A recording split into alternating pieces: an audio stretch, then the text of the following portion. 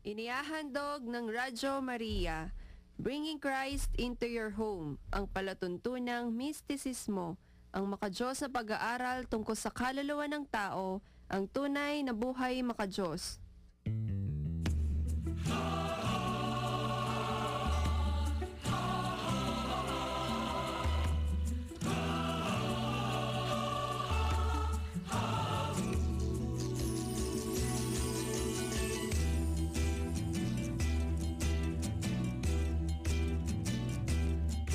Bigyan ako, O Diyos, ng malinis na puso, kalooban ako ng Espiritong matatag.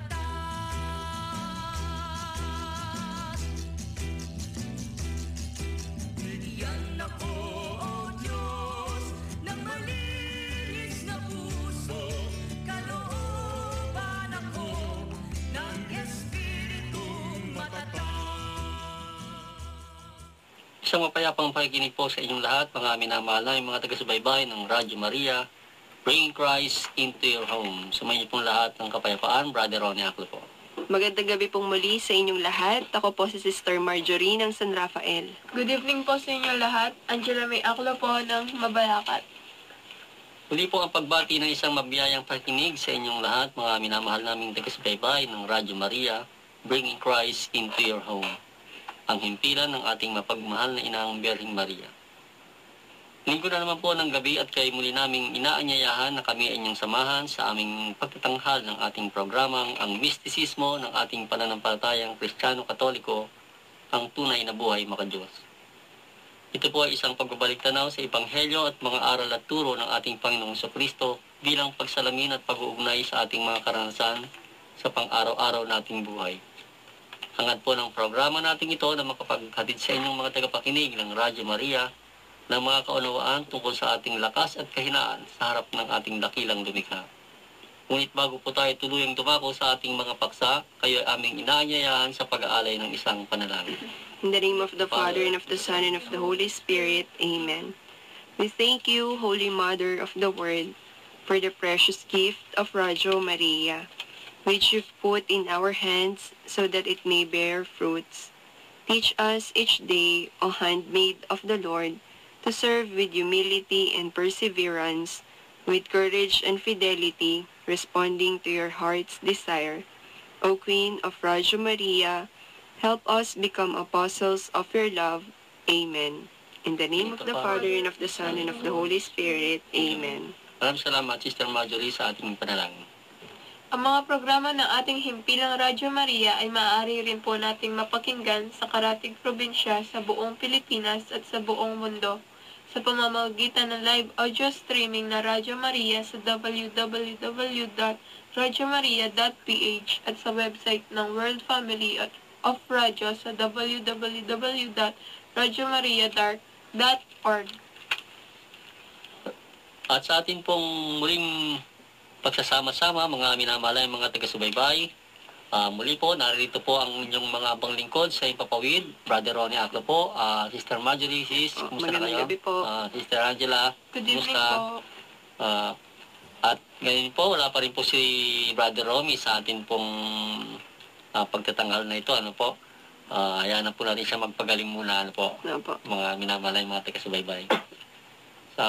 Samantala, ating pong muling tahakin ang pagtatanghal ng ating programa upang tayo po ay makapagnilay po muli sa nakaraang sanlinggo ng ating pang-araw-araw na naging pamumuhay, mga minamalay, mga taga-subaybay. Na higit sa lahat, ito ay kinakailangan po natin talagang maintindihan at atin pong maiugnay sa espiritualidad ng ating buhay. Kaya narito po ang ating programang Mistisismo muli upang tayo po ay atin pong maiugnay ang atin pong mga naging karanasan sa buong sanlinggo sa mga pananalita ng ating ebanghelyo ng ating inasimbahan na binasa po sa mga parokya na po na hindi po natin maaring nadaluhan ang mga Santa Misang to sapagkat ito po ay mga panahon po na tayo ay maaring abala sa mga gawain. Kaya sa ating po pagsasama-samang ito, Dito po natin mapagsasaluhan ito, ano po, mga minamahal naming mga taga-subaybay, sigon sa ating mga naging karanasan sa buong sanlinggo. Pero bago po tayo tuluyang lumaot sa ating pagtatanghal, atin po munang bigyang pagpugay ang Ebanghelyo para po sa araw na ito. Sumayin niyo ang Panginoon. At Sumainyo sumainyo rin. rin. Ang pagbasa mula sa banal na ebanghelyo ng ating Panginoong Hesukristo sangayon kay San Mateo na may kabanata 13, talata 1 hanggang 23. Luwalhati po sa inyo, Panginoon. Nang araw na iyon ay lumabas ng bahay si Jesus at naupo sa tabing dagat. Nilapitan siya ng makapal na tao, kaya lumulan siya sa isang bangka at naupo roon. Samantalang ang mga tao ay nasa dalampasigan. At nagsalita siya sa kanila sa pamamagitan ng mga talinghaga na ang wika. Ang isang magsasaka ay lumabas upang maghasik. Sa kanyang paghahasik, ang ilang butil ay nalaglag sa tabi ng daan at ito ay kinain ng mga ibon sa himpapawid nang sila ay dumating. Ang ilan ay nalaglag sa mga batuhan, kung saan walang sapat na lupa, tumubo agad, palibhasa ay hindi malalim ang lupa. Datapwat pagsikat ng araw ay nalanta at tuluyan ng natuyo dahil sa kawalan ng ugat. Ang ilan ay nalaglag sa dawagan at nang lumaki ay siniil ng mga dawag. Ang iba naman ay nalaglag sa mabuting lupa, may namunga ng tigi 100, ng tig-60, ng tig-30, ang mga may tainga ay makinig. Nagsilapit sa kanya ang mga lagad na ganito ang sinabi, "Bakit ka nagsasalita sa kanila ng mga talinghaga? Sapagkat sa inyo, ang sagot niya, ay pinagkaloob na malaman ang mga hiwaga ng kaharian ng langit, ngunit sa kanila ay hindi. Sapagkat ang mayroon ay bibigyan pa upang sumagana, ngunit ang wala ay babawian pa ng kaunting nasa kanya. Kaya ako nagsasalita sa kanila ng mga talinghaga, ay sapagkat tumitingin man sila ay walang nakikita, at nakikinig man ay walang naririnig at nauunawaan. Dahil dyan ay natutupad sa kanila ang winika ni Propeta Isaías. Maririnig ng inyong mga tainga, ngunit di mauunawaan. Makikita ng inyong mga mata, ngunit walang matatalastas. Sapagkat pinatigas ng bayang ito ang kanilang puso, tinakpan ng kanilang mga tainga, at ipinikit ang kanilang mga mata, baka makakita pa ang kanilang mga mata, makarinig ang kanilang mga tainga, makaunawa ang kanilang mga puso, at manumbalik sila at aking pagalingin. Pinagpala ang inyong mga mata na nakakikita, at ang inyong mga tainga na nakaririnig, sapagkat tunay na sinasabi ko sa inyo na hinangad ng maraming propeta at mga matuwid na tao na makakita ang inyong nakikita, at di nila nakita, at marinig ang inyong naririnig at di nila narinig. Kaya pakinggan ninyo ang talinghaga tungkol sa manghasik, ang mga nakikinig sa salita ukol sa kaharian ng Diyos, ngunit hindi nakakaunawa, ay tulad ng mga binhing nahasik sa tabing daan. Dumating ang masama at inagaw ang nahasik sa kanyang puso. Ang binhing nahulog sa batuhan ay yaong nakikinig at masayang tumatanggap ng salita. Ngunit sa kawalan ng ugat ay hindi nagtagal, at pagdating ng sakuna o pag-uusig ay nanghihina ang loob. Ang naghasik sa mga dawagan ay iyong nakikinig ng salita, ngunit ito ay sinisiil ng kabalisahan sa daigdig at ng pandaraya ng kayamanan, kaya hindi nagbubunga. Ang naghasik sa mabuting lupa ay ang nakikinig ng salita at nauunawaan ito, dahil dyan ay may nagbubunga ng tigi 100, ng tig-60, ng tig-30. Ito po mga kapatid, ang banal na ebanghelyo ng ating Panginoong Hesukristo. Purihin po kayo, O Kristo. Maraming salamat, Sister Marjorie, sa pagbibigay-pugay po sa ating Ebanghelyo para po sa araw na ito. Araw po ng linggo, para po sa limang linggo ng karaniwang panahon ng pagdiriwang ng ating inang simbahan. At sa binasa nga po ng ating mga kapatid, mga minamalay, mga taga-subaybay, susulyapan lang po natin sandali para po sa atin pong pagsasalo-salo sa gabing ito. Yung nga po ang talinghaga po ito ng ang manghasik. Literal po, mayroong mga asik, ano po, mga farmers yan. Opo. At ito naman pong sinasabi ng ating Panginoong Jesucristo sa kanyang paghahasik, yan po yung ating pong gawain, ano po, sa Radyo Maria, ano po, lahat ng mga programang narito, nagbibigay ng pagpapahayag at ng pananalita ng ating Panginoong Jesucristo. Ito'y larawan po ng paghahasik na isinasagawa po ng ating himpilang Radyo Maria. Nabanggit nga po ng ating Panginoon doon, marami nga po nakikinig ng salita ng Diyos. Subalit yung iba po, nalaglag lamang sa tabindaan. Ibig sabihin po, nabaliwala lang po lahat yan, maging yung nalaglag sa batuhan,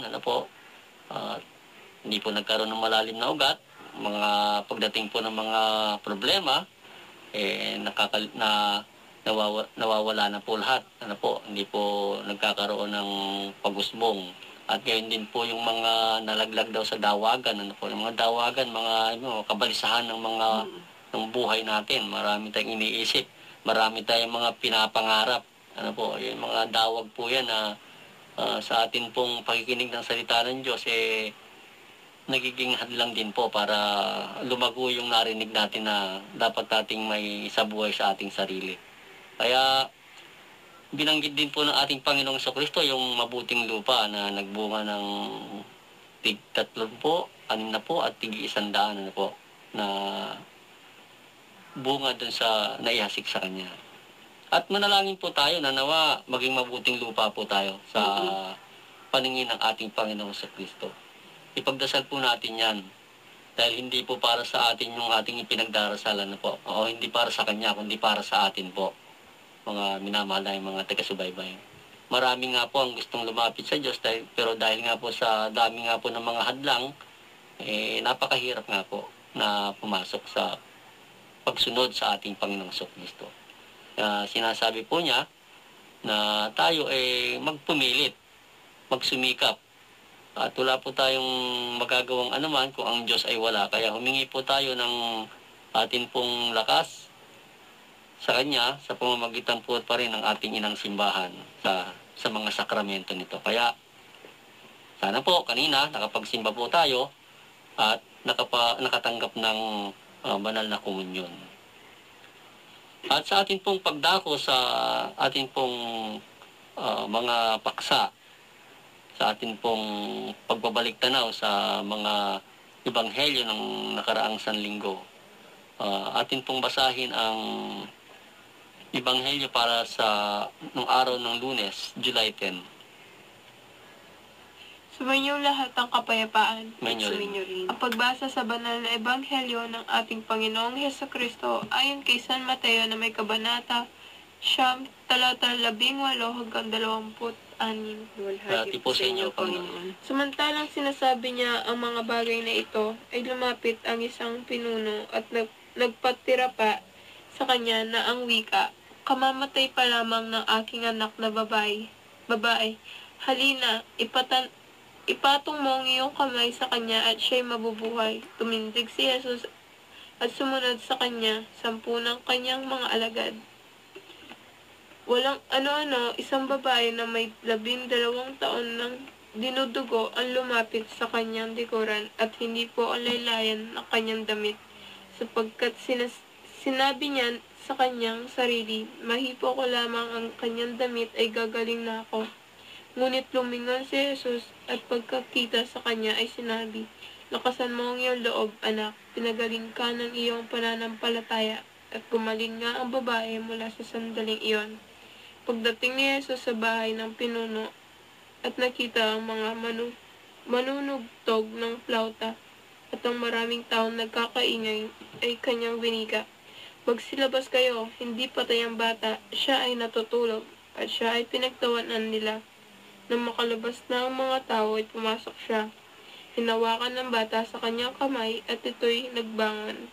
Ang balitang ito ay lumaganap sa buong lupaing yaon. Ito po mga kapatid, ang banal na ebanghelyo ng ating Panginoong Hesukristo. Purihin po kayo, O Kristo. Ito po ay isang gandang ebanghelyo din po, At ang dalawang kwento, kwento kwento ng isang babaeng dinudugo o matagal nang dinudugo, ano? May hemorrhage. O, buti buhay pa siya nun. Opo. 12 years yata 12 years po. na dinudugo, ano? Hemorrhage. Buti buhay pa siya. Pero, yun ay naglalakad ng ating Panginoon Jesucristo sapagkat mayroon nag-anyaya sa kanya, no, na namanhik sa kanya na yung anak kasi namatay, no? Namatay yung anak niya. At yung sabi ng tao, hawakan mo lang yung kamay niya, mabubuhay na siya. Opo. Yun yung pong tinatawag na, ano, yung lakas ng pananampalataya, no, ng tao, Mm-mm. na kahit patay na, inisip niya, pag nahawakan mo lang, mabubuhay na yung anak ko. Yan. Mm-mm. Nung habang papunta nga po yung ating Panginoong Jesucristo doon sa batang namatay na, ayun nga po, dahil sa maraming tao na sumusunod sa kanya, meron nga po isang babae doon ayon sa kwento na nagkaroon din ng isang malalim na pananalig, ano po, sa ating Panginoon Jesucristo, na sabihin niyang, mahipo ko lang yung damit niya, Mm-mm. laylayan ang damit lang, niya, opo. gagaling na ako. Mm-mm. Pero naramdaman po ng ating Panginoon Jesucristo yun, ano? Yung paghawak niya, sino yung humawak sa akin? Oo. Kaya tuloy sabi ng mga ano sa kanya, mga alagay sa kanya, ang dami-daming tao, tatanong mo pa kung sinong humawak sa iyo. Opo. Kaya lang, siyempre, yung kapangyarihan na lumabas sa ating Panginoon Jesucristo, di ba? Yun nararamdaman niyang merong isang taong nagkamit Lumaasa, noon, no? opo. Nagkamit noon. Kaya, yung tinignan niya, nakita niya yung babae. At ang sabi niya sa babae, Courage to. siya ay pinagaling ng kanyang pananampalataya, no? Kaya naman, Oo, lakasan mo ano yung loob. Pinagaling ka ng iyong pananampalataya. sabi niya, lakasan mo ang loob mo. Pinagaling ka ng iyong pananampalataya. Mm-mm. Kaya noon, gumaling yung babae, ano po, sa kanyang mataimtim na pananalig sa ating Panginoon Jesucristo. At yan, hindi naman yung namatay, no? Pagdating niya ron, hinawakan niya, bumangon Bata. yung bata. Opo. Ang ganyan po tindi, ano po, ang kapangyarihan ng ating Panginoong Jesucristo nung siya po ay nabubuhay pa rito sa ibabaw ng lupa o nandito pa po sa ibabaw ng lupa, mga minamahal na yung mga taga-subaybay. Kaya nga po napaka dilim po kung iisipin kung bakit nagawa pa siyang ipako sa krus, ano po. Mm-mm. Sa kabila ng mga ipinakita Ginawa niya, niyang kababalaghan na bumubuhay ng patay, nagpapagaling ng mga may sakit, ano po. Siguro kung sa atin yun, parang di po natin kayang mangyari sa atin, ano po. Opo. Yung gagawin mo na, ginawa mo ng matitindi, tapos bandang huli, minasama ka pa rin ng mga tao. Mm-mm. Yan. Pero sa panahon nga po natin ito, mga minamahal na mga taga-subaybay, paano bang umiiral pa itong, sabi nga, pagpapagaling at pagbubuhay sa atin ng Panginoong Jesucristo sa ating mga sarili. Unang-una na po sa atin pong pang-araw-araw na buhay, ano po, sa mga karanasan po natin. Minsan po, may mga nababalitaan nga po tayo, mga tao may mga matitinding mga karanasan sa buhay, ano po. Kailan nga lang po, maiba po tayo ng kwento, yung isang ama, ano po, na yung kanyang buong mag-anak, minasker, ano po, sa parting Bulacan, ano po. Nga doon, makikita po natin kung titingnan po natin, yun po isang parte ng pangyayari sa buhay ng tao na halos ikamatay na ng pananampalataya po natin yung ano po. Napakabigat na sabi nga po pangyayari sa buhay ng isang tao yung maging ganun. No? At marami pong tao sa ganung klase ng sitwasyon ang namamatay, literal ang pananampalataya. Sila ay nababalot ng galit, puot, ano po, kumbaga sa kalungkutan, lahat ng mga negatibong mga saloobin ay maaari na pong dumagan sa kanya. Pero magpapasalamat po tayo dahil po sa ang ating Panginoong Jesucristo naman sa pamamagitan din po ng mga kapwa natin, ano po, na sabi nga po, saan ba gumagalaw ang Diyos? kundi sa atin na rin pong mga kapwa.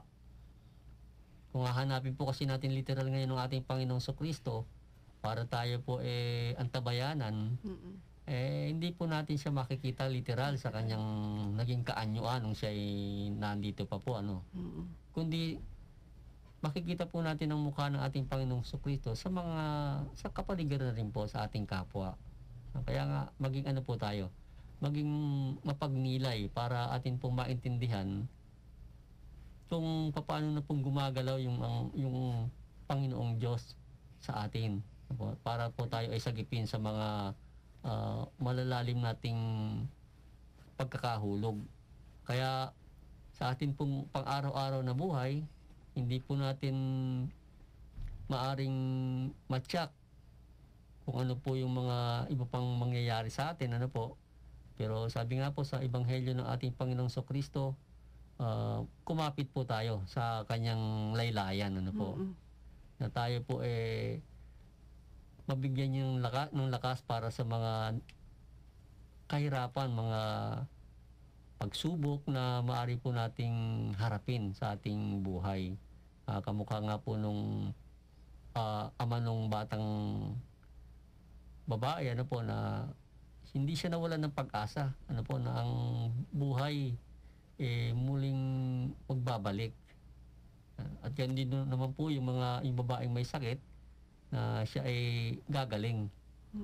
Lahat po tayo, sabi nga, buhay lamang po natin ng pag-asa, tuloy lang po natin ang takbo ng ating buhay, huwag po nating hahadlangan. Sabi nga po, huwag nating tatapusin ang buhay natin kung tayo merong mga bagay-bagay na pinagdadaanan na parang hindi natin kaya, ano po. Hayaan lang po natin ang buhay, manalig tayo sa Diyos, ano po, magdasal tayo, lumapit tayo sa ating inang simbahan, magsimba po tayo, ano po, kung kailangan tayo pumasok sa kumpisalan para mabawasan po yung daladala ng ating mga puso, ano po, gawin po natin para po sa ikabubuhay po ng ating espiritualidad. Dumako po tayo sa Ang pagbasa sa banal na ebanghelyo ng ating Panginoong Hesukristo ayon kay San Mateo na may kabanata 9, talata 32 hanggang 36. Nulhati po sa inyo, Panginoon. Pagkaalis nila ay iniharap sa kanya ang isang piping inaalihan ng demonyo. Nang mapalayas na ang demonyo ay nagsalita ang pipi. Namangha ang mga tao at nagsabi, "Kailanman ay hindi pa nakita sa Israel ang ganito." Tatapot sinabi ng mga Pariseo, nagpapalayas siya ng mga demonyo sa pamamagitan ng prinsipe ng mga demonyo. Nilibot ni Jesus ang lahat ng lungsod at ang mga nayon upang magturo sa kanilang mga sinagoga. Ipinangaral ang ebanghelyo ng kaharian at pagalingin ang lahat ng uri ng sakit at karamdaman. Nang makita niya ang makapal na tao, ay nahabag sa kanila, sapagkat sila ay nahahapis at nalulupaypay na waring mga tupang walang pastol. Nang magkagayon ay sinabi niya sa kanyang mga alagad, "Marami nga ang aanihin, ngunit kakaunti ang mga manggagawa. Idalangin ninyo sa Panginoon ng ani, na magpadala siya ng mga manggagawa sa kanyang mga ani." Ito po mga kapatid, ang banal na ebanghelyo ng ating Panginoong Hesukristo. Puri po kayo, O Kristo. Yan. Si Sister Marjorie nga, pagkwentuhin mo natin. Ayan, so nung nakita nga ng ating Panginoong Jesucristo yung makapal na tao na habag siya kasi parang isa silang tao na walang mga tupang walang pastol. So yung sinasabi ng ating Panginoong Jesucristo na idalangin natin na ani na magpadala siya ng mga manggagawa sa kanyang ani.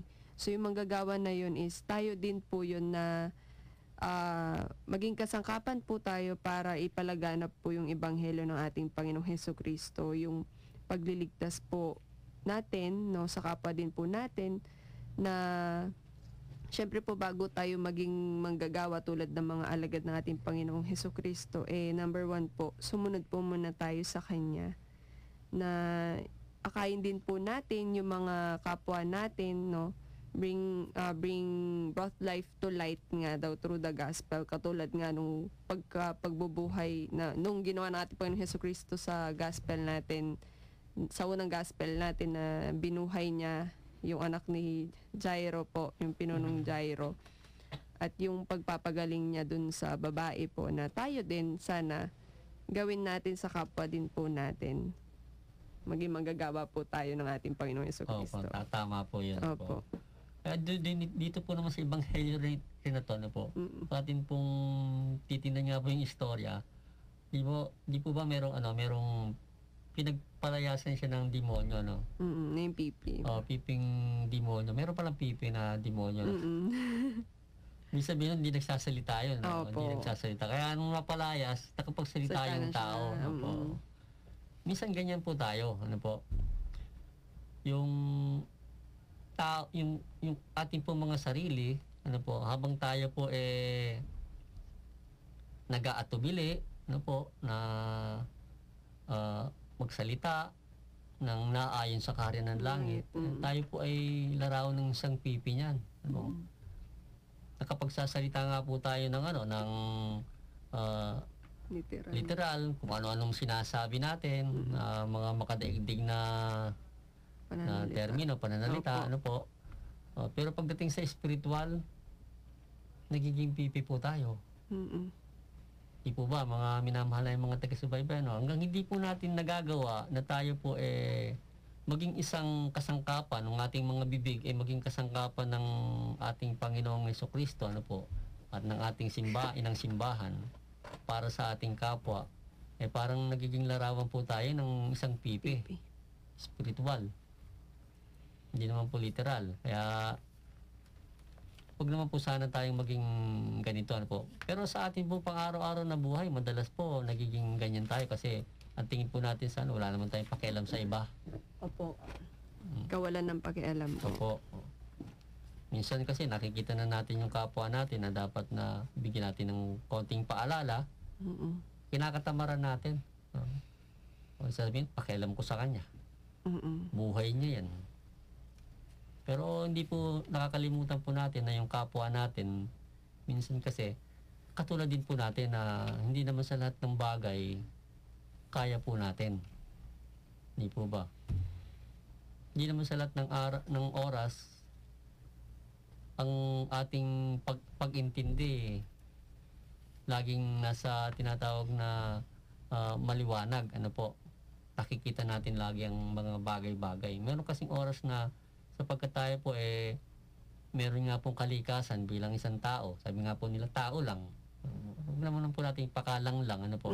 Hindi tao tayo. Opo, pare-pareho Pero lang. nagtataglay po tayo ng kahinaan, ano po, mga minamalay mga taga-subaybay. Sa bahaging ito, maaari po tayong pagalingin ng ating Panginoong Jesucristo sa pagiging pipi natin, spiritual, kung tayo po ay magkakaroon ng isang hangarin na maging kasangkapan po niya yung ating mga bibig para po makapagbigay ng liwanag sa ating kapwa. At yan po ang silbi natin. Yan po talaga yung pinaka-purpose natin kung bakit po tayo ipinanganak sa mundo. Hindi naman po siguro wala naman po sigurong masyadong halaga kung ating pong titingnan lamang na ang ating buhay rito kumain, matulog. Nakatapos nga po tayo ng lahat-lahat ng ating pinag-aralan, pero hanggang doon na lang po tayo. Wala po yung ating talagang layunin na tayo makarating doon sa kaganapan ng ating pagiging isang tao sa harap ng Diyos. Kaya dito po sa Ebanghelyong ito ng ating Panginoong Jesucristo, nung siya'y nangangaral, nakita niya yung makapal na tao. Anong sabi niya, siya'y nahawak. Mayroon pang nandun na ano siya parang napaiyak siya ating Panginoon Jesucristo sa ibang ebanghelyo. Opo. Kasi sapagkat ang tao nga ay naging katulad ng mga tupang walang magpastol. Kaya sabi niya, manalangin kayo sa Panginoon ng ani na magpadala ng mga manggagawa sa kanyang ani, sapagkat marami nga ang aanihin, kukunti ang mga manggagawa. Yan. Larawan po ng ating inang simbahan, ano po sa panahon natin ngayon. Patuloy po tayong nananalangin na mayroong tumango sa bukasyon ng pagmamadre, pagpapare, pagiging misyonero, sapagkat marami nga po ang mga anak ng Diyos na kailangan na ipastol, ano po, o pastulan ng mga naghahangad na maglingkod sa Diyos. Kaya ating mga kaparian, sabi nga po, mga larawan ng mga pastol, ano po, ng ating mga parokya, para tayo dyan kanilang alagaan bilang mga kawan sa pamamagitan ng mga sakramento. Kaya huwag po naman nating baliwalain ang mga katungkulan nila dyan, kung bakit naandyan sa ating, kung bakit sa mga parokya po natin, may mga chapel po tayo, may mga kapilya tayo na masasabi nating kaprasong yero, semento yan, pero hindi po yan, ano po, sapagkat yan po nagiging tahanan po ng ating pananampalataya kapag ka naandyan na po at nagsasama-sama tayo at isinasagawa po ang banal na Santa Misa o banal na misa na ating dinadaluhan. Kaya yan po isang panawagan ng ating inang simbahan sa mga naghahangad po na makapaglingkod sa Diyos, na tumango sa bukasyon ng pagiging isang misyonero o pagiging pare, ano po, at madre. Kung handa po tayo na gawin ang mga bagay na yan sa pamamagitan po ng ating pagtango sa mga hinihinging vows ng ating inang simbahan. Hindi po madali yon, mga minamahal na mga taga-subaybay, pero kung tayo po ay tinatawag, huwag po nating baliwalain kung ano po ang pagtawag sa atin.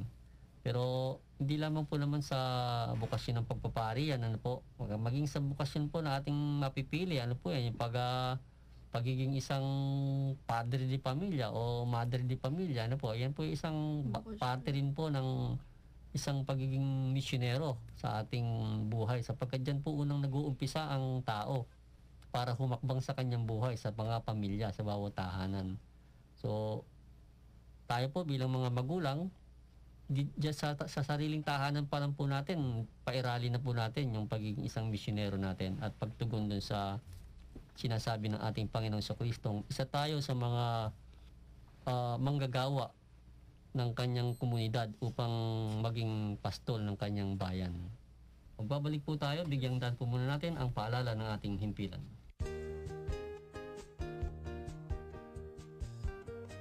This is Archbishop Fernando Capalia. I am requesting everyone to listen to Radio Maria because this is the will of the Church and of the Mother of the Church, the Blessed Virgin Mary. And I give you now the blessing in the name of Jesus, in the name of the Father, and of the Son, and of the Holy Spirit. Amen. Nagbabalik po ang tunay na buhay maka-Diyos at kayo patuloy pa rin sumusubaybay sa himpilan ng ating mahal na ang Radyo Maria, bringing Christ into your home. Sa atin pong pagpapatuloy, atin pong basahin ang 3. Ang pagbasa sa banal na ebanghelyo ng ating Panginoong Hesukristo ayon kay San Mateo na may kabanata 10, talata 1 hanggang 7. Tulhati po Pati sa inyo, Panginoon. Tinawag ni Jesus ang 12 alagad at binigyan sila ng kapangyarihan na magpalayas ng maruming espiritu at magpagaling ng lahat ng uri ng sakit at karamdaman. Narito ang mga pangalan ng 12 apostol. Una, si Simon na tinawag na Pedro at si Andres na kanyang kapatid, si Santiago na anak ni Zebedeo at si Juan na kanyang kapatid, si Felipe at si Bartolome, si Tomas at si Mateo na publikano, si Santiago na anak ni Alfeo at si Tadeo, si Simon na Cananeo at si Judas Iscariote na nagkanulo sa kanya. Sinugo ni Jesus ang 12 ito at kanyang ipinagbilin. Huwag kayong tumungo sa pook ng mga Hentil at huwag pumasok sa lungsod ng mga Samaritano. Manapay hanapin ninyo mga tupang nawala sa sambahayan ng Israel. Sa inyong pagyawan ay mangaral kayo ng ganito. Nalalapit na ang kaharian ng langit. Ito po mga kapatid ang banal na ebanghelyo ng ating Panginoong Hesukristo. Purihin po kayo, O Kristo. Yan po yung ating pong pagbasa sa 3 ebanghelyo, ano po, yung July 12, Opo. Wednesday. At binabanggit nga po doon yung pagpili ng ating Panginoong Jesucristo sa 12 paghirang, Paghirang. sa 12 apostol Apostol. na yan binasa po, binanggit ng ating tagapagbasa si Sister Angela. Kaya nga po sila ay mga hinirang ng ating Panginoong Jesucristo. Pero actually marami pong tinawag ng ating Panginoong Jesucristo. Sila ay umabot ng 72. 72. 72 po sila, ano po. Pero sa paglaon nga po, dahil nga po medyo mabibigat na mga manifestasyon ang ipinahayag ng ating Panginoon sa Kristo, nang sabihin niyang ang aking laman ay tunay na pagkain at ang aking dugo ay tunay na inumin. May nakapagsabi nga sa kanilang masyadong mabigat ang pananalitang ito. Sino ang makakaintindi nito? Sabi nga gano'n. Parang nadiliman po yung iba, ano po. So, hindi po sila nakapasa dun sa panuntunan ng ating Panginoong Jesucristo, ano po. Kaya bandang huli, ang natira na lamang po, yung 12 po, na yung isa, bandang huli, nabali pa yata, no? Si Judas. Si Judas. Ano po. At, ang ipinag-utos po niya doon sa 12 nga po, sumayo sila sa at hanapin yung mga nawawalang tupa ng Israel. Huwag silang pumunta doon sa lugar ng mga hintil. Ano po ba yung mga Samaritano? Kasi ano po ba yung mga hintil, mga Samaritano? Yan po yung mga hindi po yan naniniwala ano po sa mga tinuturo nila. Ano po? Manapay sabing ganon, hanapin nila yung yung nawawalang tupa ng Israel. Ano po yan? Yung mga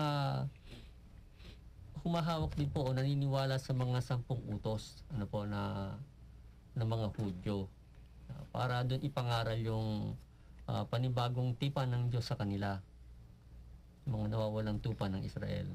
At kaya naman pinagbawalan sila na huwag pumunta sa lugar ng mga hintil, ng mga hindi naniniwalang may Diyos. Ano po? Dahil meron nga po dong ididestino na isa na kapalit nung ni Judas, ano po, si San Pablo Apostol, na siyang hinirang ng ating Panginoong Jesucristo sa tipan ng Espiritu Santo para siya naman ang mangaral doon sa mga hindi Israelita na pagpapahayagan ng Kristyanismo. Kaya napakalawak din po naging trabaho ni Apostol Pablo para po sa Kristyanismo. Pero siya bago po siya naging isang alagad, isang apostol, naging kaaway din po siya muna ng Kristyanismo. Napaka po ng istorya ni San Pablo, kung atin pong babalik tanawin ang kanyang naging buhay, dahil nung kasalukuyang sumisikat o nakikilala po ang lumalaganap ang Kristyanismo, isa po siya sa tumututol doon. Sapagkat si San Pablo po kumbaga devoted siya sa 10 kautusan ng Diyos ayon sa tipan ng Diyos kay Moises. Kaya ganun na lamang po ang galit niya sa mga Kristyanismo, sa mga Kristiyano. Kaya tingin po niya sa mga Kristiyano noon, mga kulto. Kulto ang mga tingin nila sa mga Kristiyano na ng mga panahong nagsisimula pa lamang itong lumaganap. Kaya sila ay pinag-uusig ni San Pablo at dinadalang bihag at iba naman pinapatay. Kaya si San Pablo, nung siya nga ay tinawag, dinestino siya sa mga hintil sapagkat yung lugar nga po ng mga hintil kailangan doon medyo siguro matapang at saka sanay sa giyera. Yung mga apostol kasi na pinili ng ating Panginoong Jesucristo, hindi naman sila mga kawal. O sila ay mga mangisda, mga simpleng tao. Kaya sila inilagay ng Panginoon doon sa lugar ng Israel na kung saan ang hahanapin lamang nila ay mga nawawalang tupa ng Israel. Ano po ba yung tupa? Sinabing tupa, Sister Marjorie, ano ba yun? Yung, ano ba katangian ng tupa? Tupa, yung mga may mababa ang loob po. Yung mga may mababang loob na handa pong sumunod sa ating Panginoong Jesucristo. Yung mga may espiritu ng pagsunod. May mga maamo. May mga maamong puso sa Israel. Kasi ang Israel talaga, aware naman sila na meron talagang isang parating na tagapagligtas ng Israel. At yan bukas sa kanilang pag-asa. Kaya naman, ang iba siyempre, hindi nila alam kung paano, kung kailan. So, itong mga trabaho nga nito 12 apostol, ay yun na nga ang sila puntahan at pagpahayagan ng pagbabalik loob sa pamamagitan ng turo ng Kristyanismong itinuro ng ating Panginoong Kristo. Kaya po sa Ebanghelyong ito, dito nga po ating pong nabubuksan yung pag-aaral tungkol sa pagbabalik loob sa Diyos, sa relihiyon. Dito po kasi nagsisimula na yung relihiyon na Kristyanismo. At sinasabi nga po nila, ito nga pong relihiyon daw po hindi raw makakapag ligtas ng tao. Sa mga hindi po nakakaintindi kung ano po ang religion, maaaring ganun po ang sabihin, Pero sabi nga po, kung wala ka namang sasakyan sa isang pupuntahan mo, paano ka makakarating doon? So, sabihin man natin hindi ito nakapagliligtas, pero kinakailangan po tayong dumaan o sumakay sa isang sasakyan, Katulad din po ng arko ni Noah, na pinagawa ng Diyos. Kailangan natin doong sumakay rin po sa isang relihiyon. At ito po yung relihiyong itinatag ng ating Panginoon Kristo, ang Kristyanismo, na bukod tangi sa lahat, sapagkat siya na nagtatag nito ay muling nabuhay magmula sa kamatayan. At ito po ang isang bandila ng ating pananampalatayang Kristiyano Katoliko na ating pong ibinawagayway bilang isang tanda ng muling pagkabuhay. Kaya tayo po ay tinatawag na mga tao ng muling pagkabuhay. At sa ating po namang pagdako sa ika-4 na Ebanghelyo, noong pong July 13. Ang pagbasa sa banal na Ebanghelyo ng ating Panginoong Jesucristo ayon kay San Mateo na may kabanata 10, talata 7 hanggang 15. Walhati po sa inyo, Panginoon. Sa inyong pagyaon ay mangaral kayo ng ganito. Nalalapit na ang kaharian ng langit. Pagalingin ninyo ang mga may sakit, buhayin ng mga patay, linisin ng mga kitawangin, palayasin ng mga demonyo. Ang tinanggap ninyong walang bayad ay ipamigay ninyong walang bayad. Huwag kayong magbaon ng ginto, pilak o salapi man sa inyong mga pamigkis, o ng supot sa paglalakbay, o ng 2 baro, o ng panyapak, o ng tungkod, kaya sapagkat ang manggagawa ay nararapat pakanin. Saan man lungsod o nayon kayo pumasok, ay humanap kayo ng isang taong karapat-dapat at tumuloy kayo sa kanya hanggang sa inyong pag-alis. Pagpasok ninyo sa bahay ay batiin siya. Kung karapat-dapat ang bahay, sumapit na nawa sa kanya ang inyong kapayapaan. Kung hindi naman karapat-dapat ay bumalik nawa sa inyo ang inyong kapayapaan. Kung ayaw kayong patuloyin at ayaw makinig sa inyong mga sinasabi, lumabas kayo sa bahay na iyon o lungsod, kaya at pagpagin ang alikabok sa inyong mga paa. Tunay na sinasabi ko sa inyo na sa araw ng paghuhukom ay higit na magaan ang pagsasapitin ng lupain ng Sodoma at Gomora kaysa lungsod na iyon. Ito po mga kapatid, banal na ebanghelyo ng ating Panginoong Jesucristo. Purito kayo, Kristo. Yan po yung pagbibili naman ng ating Panginoon. Yung sinabi niyang tinanggap na walang bayad, pamahagi ng walang bayad. Sister Marjorie, paano bang mo? Yan po yung mga corporal works of mercy. Yun nga po yung pakanin ang nagugutom, painumin ang nauuhaw, patuluyin ang mga walang matutuluyan, damitan ng mga walang damit, dalawin ng mga may sakit, dalawin ng mga bilanggo, ilibing ang mga patay. Na yun nga, kung alam natin yung mga corporal works of mercy na yun, no, lahat ng mga bagay kasi na ibinigay ng ating Panginoong Diyos sa atin, no, hindi naman sa atin to.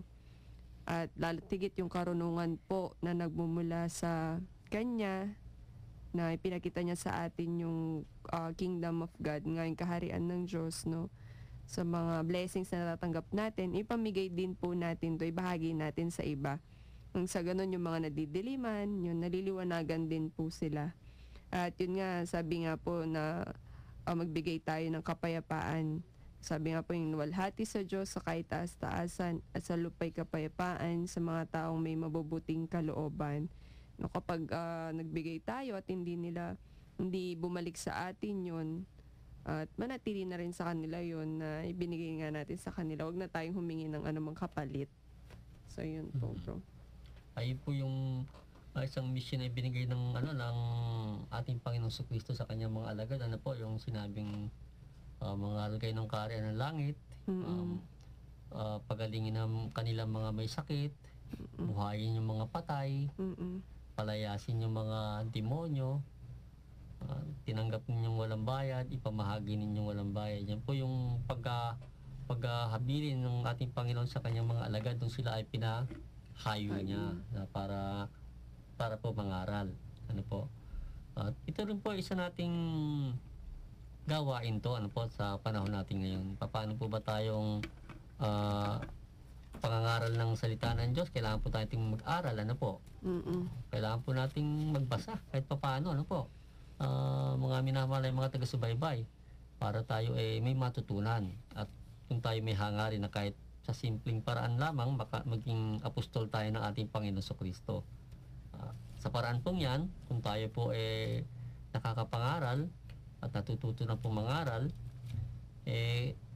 natutupad po yung sinasabi niyang buhayin yung mga patay. Hindi naman po literal. Ano po yan? Yung mga patay na mga pananampalataya o mga pag-intindi ng tao. Yung mga patay na pag-unawa ng tao sa kanyang puso. Yan ay maaari po nating buhayin sa pamamagitan po ng mga salita rin po ng ating Panginoong Kristo na atin pong matututunang ibahagi sa ating kapwa. At yung mga pagpapalayas ng mga demonyo. Paano po yung mga demonyo, mga katamaran po, yan po yan. Mga negatibong mga pag-iisip sa ng tao, ng ating kapwa. Kung tayo po ay nakapagsasalita sa kanila ng mayroong spiritual, kahit pa paano naman po sa maliit na paraan na yan, kung kailan po maliit yan, isa ka po malaki yan sapagkat ang salita ng Diyos, pag ating pong binigkas yan sa ating kapwa, ito po ay napakalaki. At ito'y punong-puno po ng kapangyarihan para sila ay palayain o pagalingin sa lahat ng uri ng kanilang mga karamdaman. Kaya yun po yung sinasabi ng Panginoon, tinanggap ninyong walang bayad, ipamahagi ninyong walang bayad. Minsan kasi po, mayroong mga nagtatanong, bakit daw yung mga sa ating simbahan, meron daw mga bayad yung mga binyag, ganyan. Hindi po bayad yon. Hindi po nagpapabayad ang ating mga kaparianan po. Yan po tulong natin sa ating mga tagapagtaguyod ng ating parokya, sapagkat alam naman po natin na ang ating pong parokya ay nangangailangan po yan ng mga pasilidad. At yung mga pasilidad na yan hindi naman po libre. Hindi po libre yan sa pagpapagawa po ng simbahan natin. Halimbawa po, nagpapabinyag kayo, pwede ba magpabinyag kayo nung naiinitan yung bata? Siyempre, kaya po naka-aircon po yan. Kaya may mga blower po yan na sinisindihan. Gumagastos po ng kuryente yan. Mga minamahal yung mga taga-subaybay.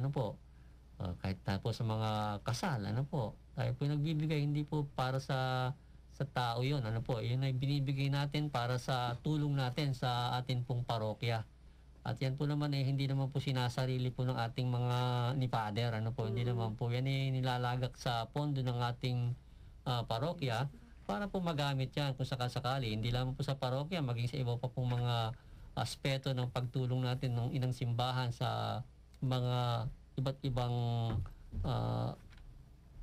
klase ng mga pangangailangan ng tao. Hindi lamang po mga Katoliko, maging sa ibang mga hindi kabilang sa ating pananampalataya, tumutulong po tayo kapag dumarating po yung mga panahon na dapat pong nakikiisa tayo sa ating pong pagtugon sa pangangailangan ng tao. Yan po yan, mga minamahal mga taga-subaybay. Hindi po tayo humihingi ng kabayaran o ating inang simbahan, ang parokya po natin hindi humihingi ng bayad sa anumang mga ginagawang seremonya po ng sakramento ng ating inang simbahan. ito po ay isa nating obligasyon para tayo po ang atin pong parokya ay patuloy na magkaroon po ng mga pondo para po sa ginagawa po nating mga proyekto niyan, mga minamahal ng mga taga-subaybay. Kaya naman tayo po sa atin pong mga tumanggap din po ng walang bayad bilang mananampalataya, pamahagi po nating walang bayad yung ating mga pangunawang natatanggap sa ating inasimbahan, pag nagsisimba tayo, ibahagi po natin sa ating kapwa yan. Kung ano po yung magandang humilya ni Father na inyong po narinig, ibahagi po natin sa ating kapwa, lalo tigit yung mga hindi nakapagsimba. So, dako po tayo sa panglima. Ang pagbasa sa banal na ebanghelyo ng ating Panginoong Hesukristo ayon kay San Mateo na may kabanata 10, talata 16 hanggang 23. Walhati po sa inyo, Panginoon. Tandaan ninyo na sinusugo ko kayo na waring mga tupa sa gitna ng mga lobo. Kaya magpakatalino kayong tulad ng mga ahas at maging matapat na tulad ng mga kalapati. Mag-ingat sana kayo sa mga tao sapagkat ibibigay nila kayo sa mga hukuman at sa kanilang mga sinagoga ay hahampasin kayo. Dadalhin nila kayo sa mga gobernador at mga hari dahilan sa akin upang magbigay ng patotoo sa kanila at sa mga hentil. Kung kayo ay iharap sa kanila ay huwag kayo mag-isip kung paano o ano ang inyong sasabihin sapagkat sa sandaling iyon ay ipagkakaloob sa inyo kung ano ang inyong sasabihin. Hindi kayo magsasalita kundi ang Espiritu ng inyong Ama ang magsasalita sa pamamagitan ninyo. Ipapapatay ng kapatid ang kanyang kapatid at ng ama ang kanyang anak. Ang mga anak ay lalaban sa kanilang mga magulang at ipapapatay sila. Kapopuotan kayo ng lahat dahil sa akin, ngunit ang manatiling tapat hanggang sa wakas ay maliligtas. Kapag inusig kayo sa isang lungsod, ay tumakas kayo sa iba. Tunay kong sinasabi sa inyo na darating ang anak ng tao na hindi pa ninyo nadadalaw ang lahat na lungsod ng Israel. Ito po mga kapatid ang banal na ebanghelyo ng ating Panginoong Hesukristo. Purihin po Purihin kayo, Kristo. Magbabalik po tayo, bigyan na po muna natin ang paalala ng ating himpilan.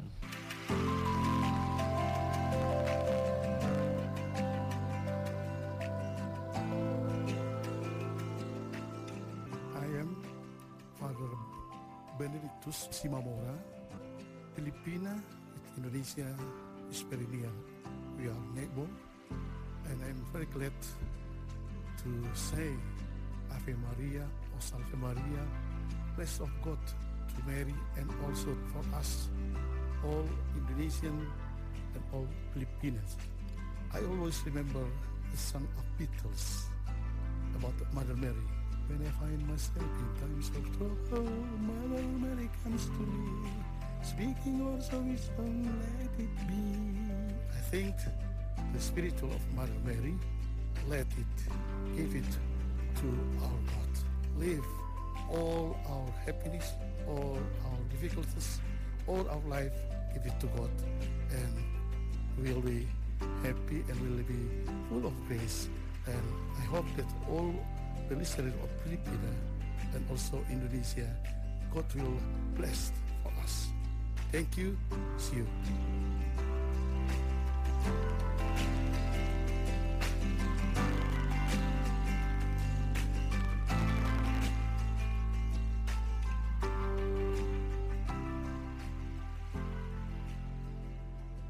Nagbabalik po ang tunay na buhay makadiyos at kayo patuloy pa rin sumusubaybay sa himpilan ng ating mahal na ina, ang Radyo Maria, Bring Christ into your home. Sa atin pong pagpapatuloy dito sa Ebanghelyo ng ating pong binasa ng July 14. Sister Marjorie, may kwento ba kayo dyan? Ayun po, yung dito sabi, kapupuotan kayong lahat dahil sa akin. So ito na nga po na kapag tayo din po ay sinunod natin ang ating Panginoong Hesukristo, maging alagad na tayo sa, hindi man tayo niya isugo, no, na literal po katulad ng mga alagad. Dahil tayo nga ay may mission din naman dito po sa mundo na kapag tayo po ay sumusunod na sa Kanya, no, magkakaroon na po ng conflict yan sa mata po ng ibang tao. Na dun nga po na kapag ginagawa na natin yung kalooban ng Diyos, no, sa pag-aaral natin, nagiging matalino na tayo. At syempre lumalalim na yung pananampalataya natin sa Kanya, nagiging tapat na tayo sa Kanya. Hindi na tayo gumagawa ng hindi kaaya-aya sa Kanya. Yun nga lang, pag nakikita ng ibang tao na masyado tayong mabait, ganyan, na hindi na din kaaya-aya sa kanila, doon na po nagkakaroon ng conflict na kinakapootan na nga tayo dahil sa paggawa natin ng mabuti na para din naman sa Diyos. So, pag dumating daw yung araw na yon na tayo man isusugo tayo ng tawag po nito, yung mga tao po, no, dadala tayo sa hukuman. Meron pa isang Bible verse na gano'n, no. Wag daw po tayo mag-alala dahil hindi po tayo yung magsasalita para sa atin. Dahil yung Espiritu Santo nga na pinadala ng ating Panginoong Hesukristo para sa atin, siya yung magtatanggol sa atin. Kaya magpatuloy lang po tayo sa ating mission po para sa Diyos. Opo. Sabi nga po, yung panahon ng mga apostol noon, sila ay pinaalalahan natin Panginoon sapagkat napakatindi nga ng mission noon kasi yung ipapapatay ng ama ng kanyang anak, no? Maglalaban-laban sila. Kasi sa panahon na yun, dahil panahon ng pag-uusig po yun, sa panahon ng ating Panginoon Kristo, kaya nasabi po ng Panginoon Panginoon Kristo tong ibang pananalitang yun na ipapapatay yung ama sa kanyang anak na lalaki, kanyang anak na babae. Meron po mga paglalaban na mangyayari kasi ng mga panahon na yon, siyempre meron pong conflict yung paniniwala. Halimbawa, yung pong ama nun Hudyo siya, napunta sa Kristyanismo yung anak niya. Siyempre, isang napakalaking kasalanan po yun sa batas ni Moises, ng 10 utos na itong taong to, na yung anak niya napunta sa pagsamba sa kung ano-ano. Kaya sa kanya, baliwala yun na kailangan mamatay ang anak ko para mapawalay sa paniniwala ko. So, ganun po yung naging nangyari noon, mga panahon na yon. Pero sa atin pong kapanahunan, ito po tayo, na tayo maaaring ipagkanulo din ng ating kapwa. Nararanasan po natin yan sa atin po pang araw-araw na buhay na minsan napagkukwentuhan tayo, ginagawan tayo ng kwento, napagchichismisan tayo. Pero mabuhay po tayo doon sa talagang katotohanan ng buhay natin. Sabi nga po, bahala na po ang Espiritu Santo na siyang mag-akay sa atin para po sa diretsong pag-iisip natin. Huwag nating isipin yung mga sinasabi nila na hindi naman totoo. Huwag tayong magpa-apekto sa buhay natin. Kundi patuloy po tayong manalangin sa Holy Spirit na tayo bigyan ng malakas na pangunawa sa lahat ng mga bagay-bagay na madilim para sa atin na naidudulot ng ating kapwa. Huwag po tayong gumanti ng masama, kasi kung gaganti tayo ng masama sa masama na rin po tayo, At hindi po yun yung way ng pagiging isang tunay na Kristiyano. Napakaganda po sana nating talakayin pa po ito. Kaya lang wala na po tayong oras, mga minamahal mga taga-subaybay. At sa huli na lamang po, ang masasabi po namin, nawa sa mga pananalita pong ito ng ating Panginoong Kristo sa bawat ebanghelyo ng Sanlinggo, tayo po ay nagkaroon ng pangunawa sa ating buhay. At amin po kayong inaanyayahan sa aming Facebook page. Pag-search lamang po Mysticismo at gayon din po sa youtube.com. Pag-search lamang po MD De La Cruz at makikita nyo na po ang aming mga paksa. At sa mga gusto pa pong mag-share ng kanilang mga sharing sa aming programa, mag-text lamang po sa 0910-8191-692. Marami pong salamat. At sa kabuuan po ng programang Mysticismo, ang tunay na buhay maka-Diyos, muli po ang aming pong pagpapasalamat at pansamantalang pagpapaalam sa inyong pong pakikinig dito po sa himpilan ng ating mahalay na ang Radyo Maria, bringing Christ into your home. Sumayin niyo po lahat ng kapayapaan. At sumayin niyo rin.